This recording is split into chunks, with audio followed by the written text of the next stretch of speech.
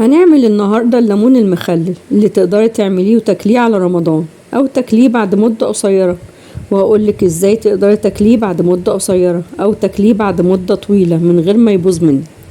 كمان هقولك ايه نوع الليمون الأفضل تستخدميه وانت بتعملي الليمون المخلل عشان يطلع معاكي مظبوط زي بتاع المحلات وأحلى كمان. ويلا بينا نشوف هنعمله ازاي خطوة بخطوة مع أم عبد الله أتهم أم عبد الله في البيت.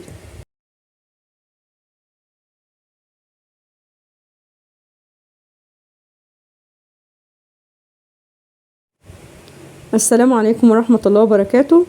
أول حاجة لازم نبقى عارفينها ايه هو نوع الليمون اللي هنستخدمه عشان نعمل بيه الليمون المخلل. بالنسبة للليمون اللي معايا أنا معايا 3 كيلو ليمون بلدي أخضر أو أصفر، واحنا بننقي الليمون ما فيهوش أي حاجة مش كويسة أو معطوبة، وما بنجيبش الليمونة الدبلانة قوي ويكون شكلها جميل.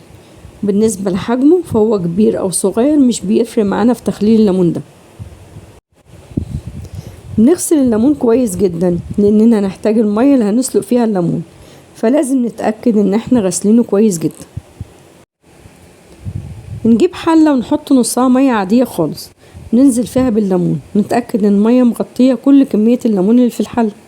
عشان كده الافضل ان احنا نستخدم حلة كبيرة عشان تاخد كل كمية الليمون، نتأكد انه متغطي كويس بالمية.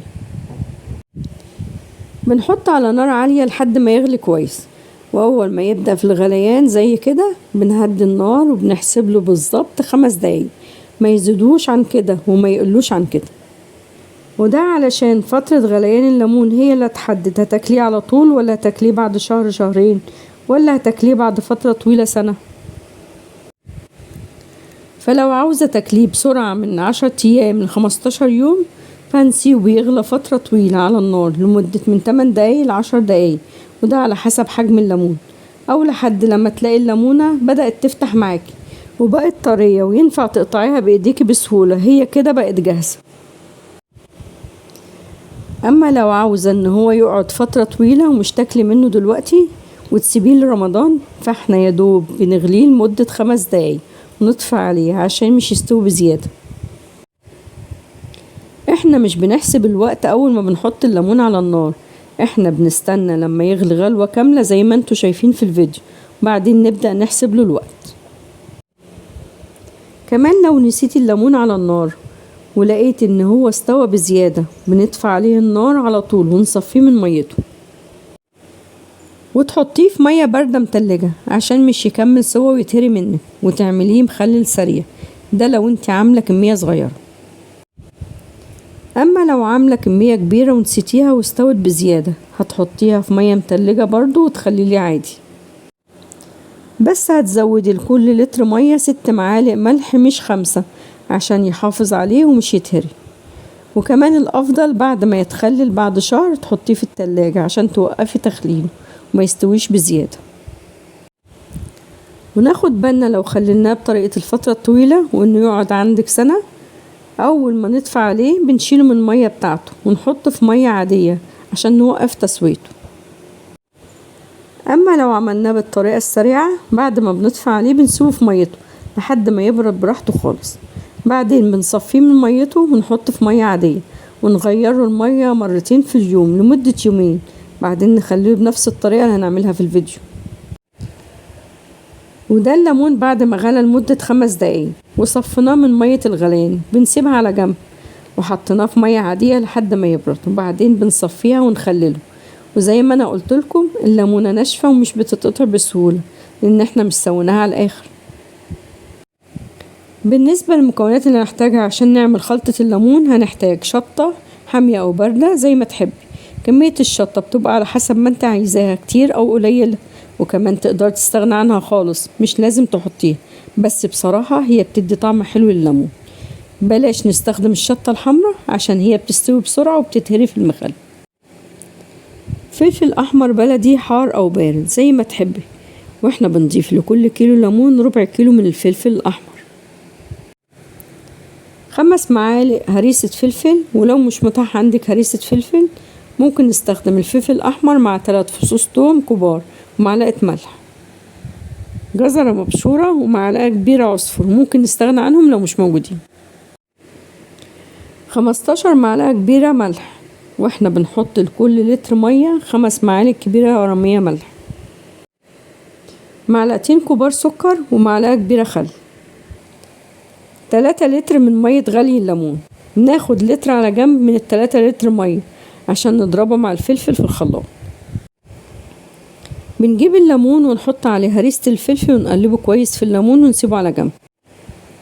ناخد الفلفل مع لتر المية اللي شلناه على جنب ونضربهم في الخلاط او الكب. بنجيب باقي المية ونحط عليها الملح والسكر والخل ونقلبهم كويس في المية لحد ما السكر والملح ما يدوبوا خالص. بنحط عليهم الفلفل الأحمر ضربناه في الخلاط مع لتر المية.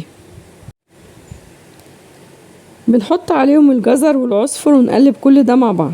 يفضل ان الجزر يبقى مبشور ناعم خالص، والجزر والعصفر بيشيلوا المرارة اللي في الليمون وبيدوا للمخلل طعم حلو. نجيب البرطمانات اللي هنخلل فيها، والأفضل تكون البرطمانات إزاز، ولو مش متاح عندك تقدر تستخدمي أي برطمانات بلاستيك متاحة عندك، بس يكون البلاستيك بتاعها جودته نظيفة. وزي ما تعودنا البرطمان بيكون نظيف وناشف تماما، وبنعقمه بشوية خل، بنرجه في البرطمان كويس. بعد كده بنرمي الخل ونستخدم البرطمان عادي، وده عشان نضمن ان المخلل مش يبوظ مننا. بنحط الليمون، بعدين شوية شطة، بعدين شوية ليمون، لحد ما نخلص البرطمان كله على الآخر. بنفتح الشطة قبل ما نحطها في الليمون، وده عشان مش تطلع على وش الليمون لأنها خفيفة، وكمان التتبيلة تدخل جوا الشطة وتستوي.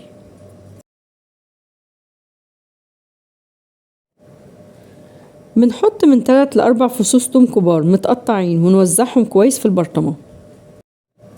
بنحط 3 فصوص توم سلام على وش الليمون. بعد ما بنملى البرطمان بنحط عليه خلطة التخليل لحد الآخر. وفي حاجة حابة أقول لكم عليها على مية التخليل، إن إحنا ممكن نستخدم مية عادية مغلية متبردة،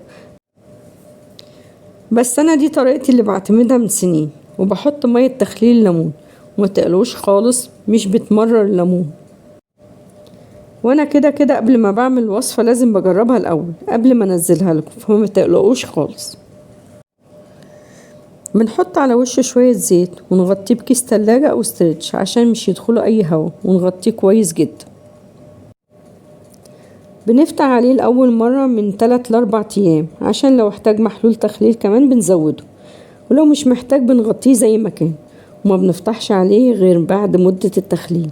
لو ليمون سريع بنفتح عليه من 10 ل 15 يوم، ولو ليمون بطيء بنفتح عليه من شهر لشهرين، وبيعيش معاكي من 6 شهور لسنة. بس أهم حاجة وانت بتاخدي منه، خدي منه بمعلقة مش بإيديكي، عشان مش يبوظ بسرعة ويعمل طبقة بيضة على وشه، ونقدر نوقف تخليله عشان مش يتهري ويكمل تسوية. بإننا بنحطه في التلاجة بالبرطمان زي ما هو كده. وبكده نكون خلصنا فيديو النهاردة، واشوفكم في فيديو جديد إن شاء الله.